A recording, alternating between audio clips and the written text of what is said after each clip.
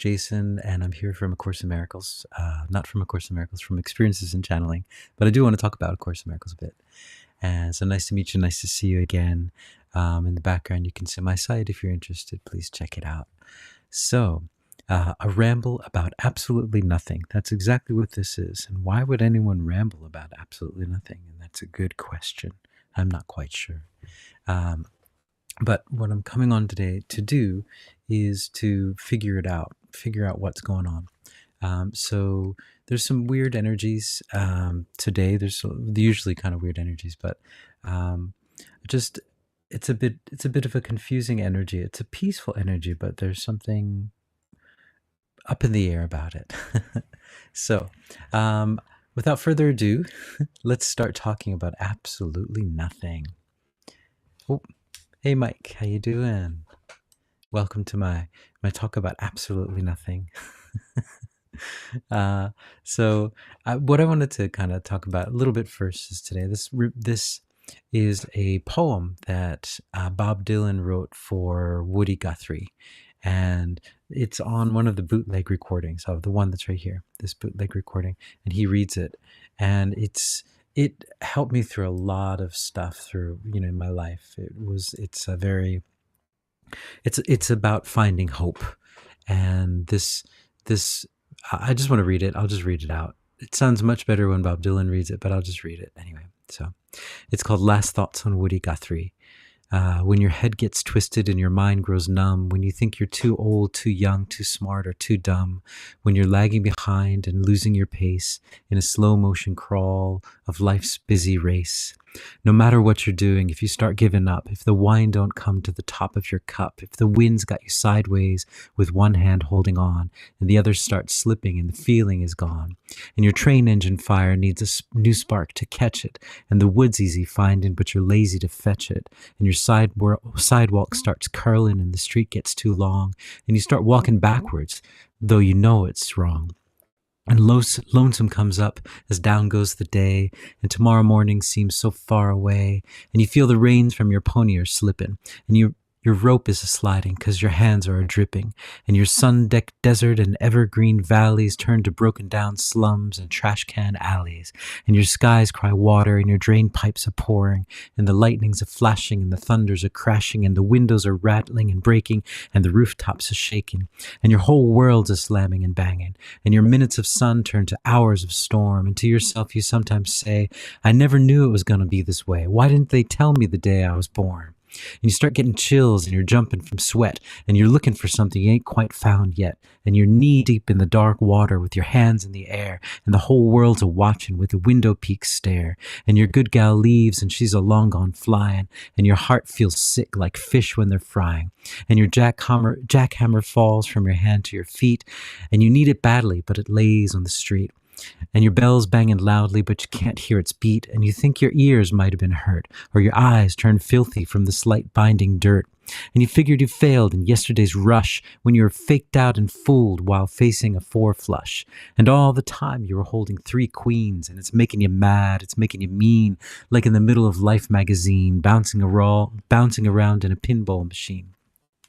And there's something on your mind you want to be saying that somebody someplace ought to be hearing, but it's trapped on your tongue and it's sealed in your head, and it bothers you badly when you're lying in bed. And no matter how you try to say it and you're scared to your soul, you might just forget it. And your eyes get swimmy from the tears in your head, and your pillows of feathers turn to blankets of lead, and the lion's mouth opens and you're staring at his teeth, and his jaws start closing with you underneath. And you're flat on your belly with your hands tied behind, and you wish you'd never taken that last detour sign.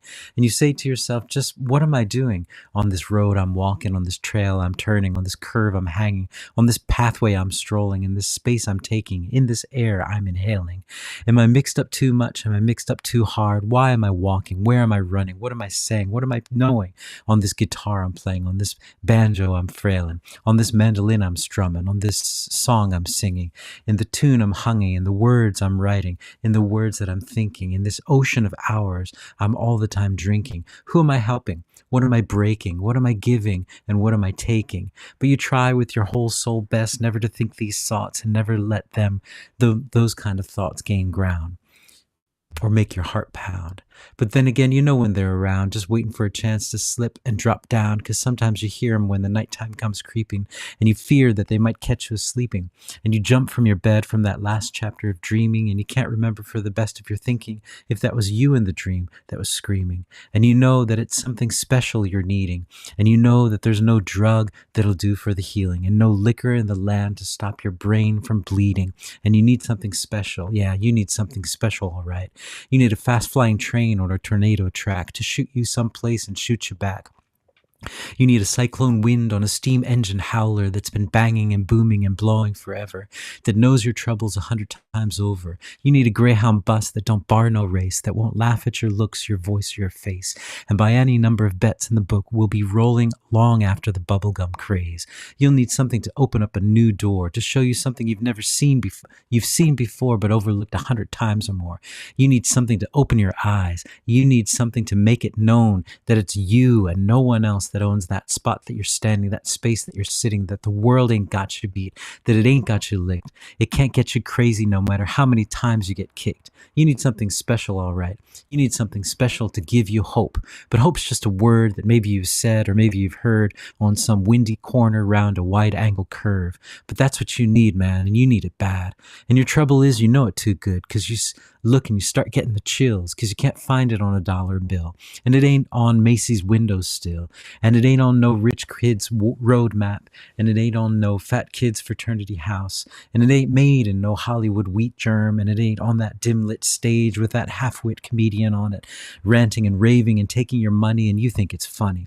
No, you can't find it in no nightclub or no not yacht club, and it ain't in the seats of a supper club, and sure as hell you're bound to tell that no matter how hard you rub, you just ain't gonna find it on your ticket stub. No, it ain't in the rumors people telling you, and it ain't the pimple lotion people are selling you, and it ain't in no cardboard box or down to any movie star's blouse. And you can't find it on the golf course, and Uncle Remus can't tell you, and neither can Santa Claus. And it ain't in the cream puff hairdo or cotton candy clothes, and it ain't in the dime store dummies or the bubblegum goons, and it ain't in the marshmallow noises of the chocolate cake voices that come a knocking and tapping in Christmas wrapping, saying, ain't I pretty, ain't I cute, and look at my skin shine, look at my skin glow, look at my skin laugh, look at my skin cry, when you can't even sense what they got on the insides. These people are so pretty in their ribbons and bows. No, you'll now or no other day find it on the doorsteps made out of paper mache, and inside it the people made of molasses that every other day buy a new pair of sunglasses, and in eating that 50-star generals and flipped out phonies who'll turn you for a tenth of a penny, who breathe and burp and bend and crack, and before you can count 1 to 10 do it all over, but this time behind your back, my friend. The ones that wheel and deal and whirl and twirl and play games with each other in the sandbox world.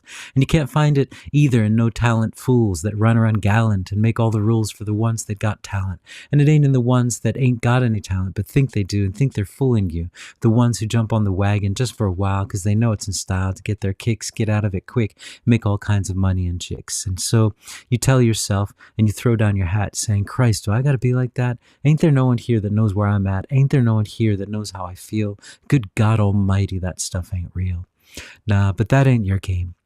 It ain't your race. You can't hear your name. You can't see your face. You got to look some other place. And where do you look for this hope that you're seeking?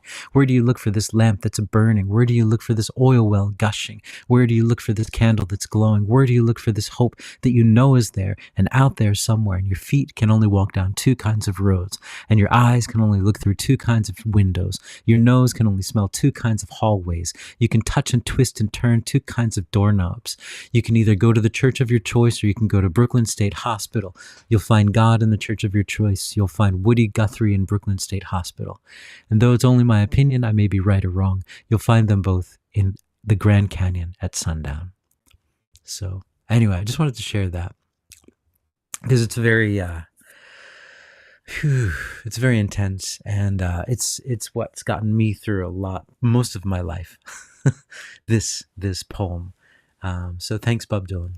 I really appreciate this poem. It kind of saved my life on many, many, many occasions, and today as well. So thank you.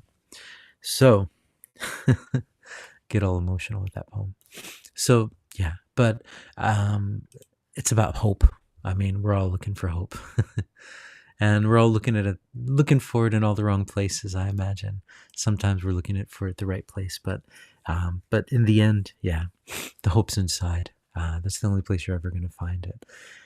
But we look all over the place, and this poem is kind of, I really relate to it because, just looking all over the place for the hope, but it's like, it's always inside. Yeah, sorry for getting emotional here. But yeah, in this Course in Miracles, so lesson 52, my mind is preoccupied with past thoughts. This is the review, but there's just 2 phrases I wanted to share. It says, let me understand that I'm trying to use time against God when I'm thinking about the past. So like when we look at the world, I see only past thoughts. I see only my own thoughts, and my mind is preoccupied with the past. What then can I see as it is? So let me remember that I look on the past to prevent the present from dawning on my mind. Let me understand that I'm trying to use time against God. So we use the past, right? So everything that we do, right, we're looking at something and we're seeing the past, right? We're seeing the past in it. For example, this opportunity that comes up for you, or this thing that comes up for you, it's just, it's just, this is the way it happened in the past, so it's got to happen this way now. But rather than that, seeing everything as a new opportunity, a new place. And so that one, and then just this one here.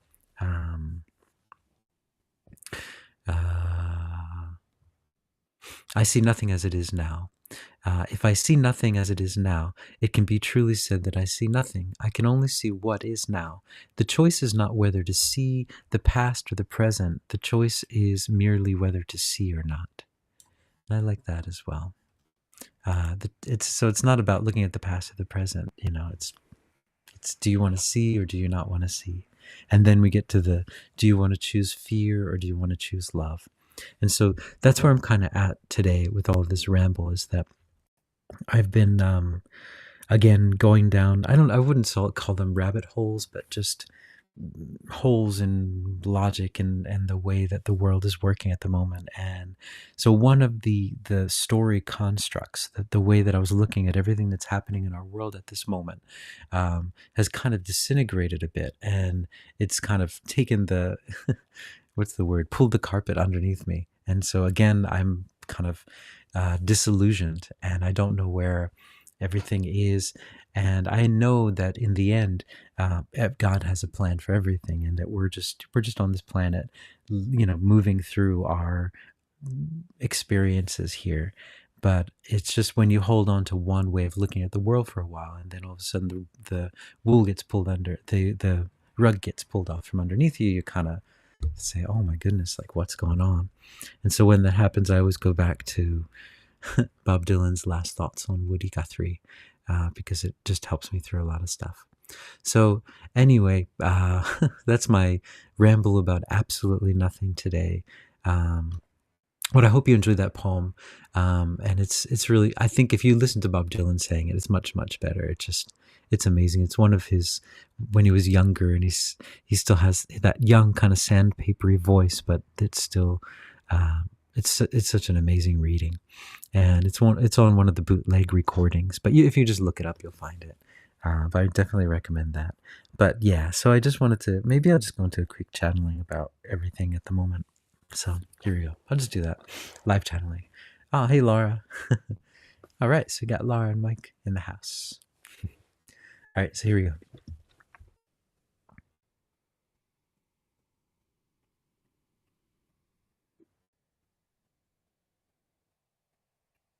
Greetings, we are Esmeralda, and what we would say to this being and to all of you out there is, all of you worry so much about all of the things that are happening on your planet. And we just need to tell you again and again and again to not worry so much, that everything is working in the way that it needs to work. Everything is moving in the way that it needs to move. And understand that you have many people that are giving their perspectives on how the world is moving. But understand that you on the ground level have certain perspectives. But the higher up you look at this whole movement, that the way that the world is moving, you'll notice that there's more and more peace. Everything is moving and resolving towards peace. Nothing is resolving towards turmoil. Understand this, that when people say they see these things resolving towards turmoil, they don't see the full picture. And this we would bring back to what this being often talks about the yin and the yang. When people look at the world, they forget that there are two sides, that this third dimension is built on the yin and the yang, that there is an equal portion of both and a little bit of both in each side. And so understanding that there is no way that this planet could be unbalanced in any way, because that would be the end of this planet. That would be the end. That is the nature of the third dimension. And you are moving beyond this dimension, but it's important now for you to see everything. And this can be jarring at times, but we would like to remind you, always to remind you, that you are all made of love. You're not made of a body, you're made of love. And you are a part of God, having an experience through your body down here. But this isn't who you really are. This is just a portion of your journey. And so understand that, and also understand that God has a plan for you. He didn't just send you down here willy-nilly. You have a mission on this planet. You have something very important to do on this planet. All of you, every single one of you has a very important mission on this planet. So don't forget that, and don't go down in the dumps when you see all of this information. Understand that that is one perspective of all of this information, but only God knows what's coming, and it's going to be grand. It's going to be beautiful. And understand that we are at a little bit of a higher perspective, so we can see a little bit more of the story than you can, but we can't see the true full glory of what is happening. And that is the beauty of this universe. When you start to travel through the different dimensions, you'll notice that everything is working like a beautiful symphony. Every instrument is playing in such a harmonious way. But if you listen sometimes to a single instrument by itself, you say, wow, this seems so dissonant. It doesn't seem to work. But when you see the whole choir singing together, you see the harmony and you see how it works. But it's hard to see that from this third dimension perspective. That's what we would say to all of you. All right. Phew, getting all emotional again. All right, so thanks guys for listening in. I hope you guys are hopeful, and thanks Michael and Laura for joining in. And yeah, so ciao for now.